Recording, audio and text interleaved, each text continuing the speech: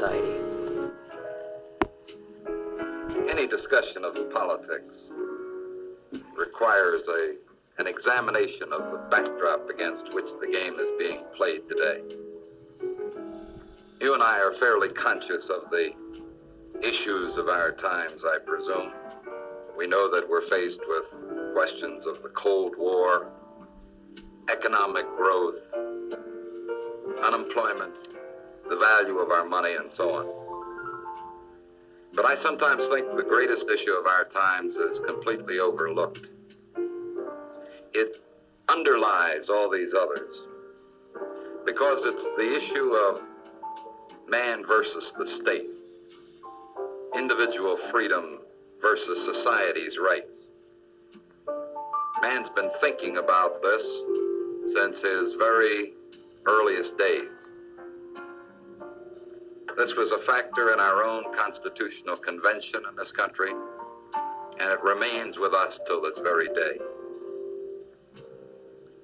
I'm not sure whether you know it or not, but not everyone is convinced that man is capable of being free. George Bernard Shaw, in the second act of Man and Superman, wrote a rather remarkable line. He said, "Liberty means responsibility. That's why most men dread it." Shaw himself was among those people completely convinced that the human of the species lacks the responsibility to be free. And perhaps it was because of this that in the year of 1883, he joined with a group of intellectuals in London in a series of meetings that are consequential to our very time. The purpose of this series of meetings was to radically change the direction of British society. Perhaps the radical change was called for because England of those days lived with some very severe social problems. Great amount of unemployment. There were mills in which children were at work. Misery abounded. Shaw and his friends, having had some experience with the capitalist system, were convinced that capitalism had failed. They'd become somewhat intrigued by the ideas of a man named Karl Marx, who held that the state had to do the planning for all the component members thereof. Now, while this group of intellectuals agreed with Marx on basic economic theory, they had one very serious disagreement with him. And that was over the method of implementation of the idea that we know today as socialism. Marx, you may recall, preached the doctrine of revolution. Workers of the world unite. You have nothing to lose but your chains. To the group of British intellectuals, the idea of revolution seemed wasteful of human resources. And so these people sought out a subtler method through which they might implement socialism in England. During the course of one of their meetings, as they discussed this need for a subtle technique, one of their members, and we're not quite sure which one, told the group a story out of ancient history, and perhaps you remember this from your high school studies. The story of the Second Punic War, and specifically the challenge to the Roman Empire by the Carthaginians under the leadership of Hannibal. Remember Hannibal? He revolutionized warfare by coming across the Alps with elephants as his chief armament. And now he stood on the very plains north of Rome, threatening the heart of the Roman Empire. Rome was under the control, under the leadership of a man named Maximus Quintus Fabius. And one thing that might be said for Fabius, he was intelligent enough not to fight Hannibal on Hannibal's terms and on Hannibal's battleground. He recognized that if he led the Roman legions out onto the plains north of Rome and engaged Hannibal in a frontal attack, he'd probably be defeated. And so Fabius worked out a method of warfare revolutionary for his times.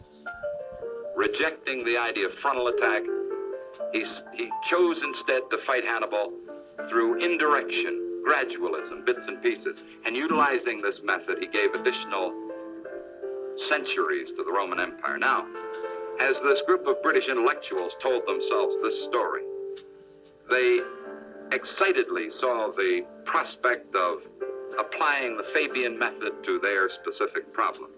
And before this evening was over, they had formally organized themselves as the Fabian Society of London and agreed on the Fabian tactic as the method they would use to implement socialism in England. Now, this is not quite as simple as it sounds. What they proposed was to bring socialism by evolution rather than revolution.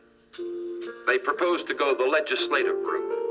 And the moment that you mention legislation, you're talking about control of an organization which can nominate and elect candidates to public office.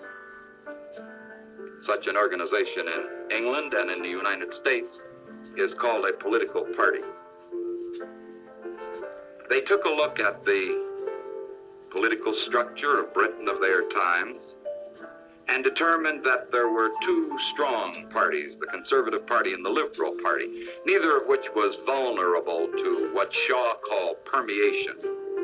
But they noticed also a third group, made up for the most part of radicals, malcontents, people who couldn't find a home in either of the two major parties.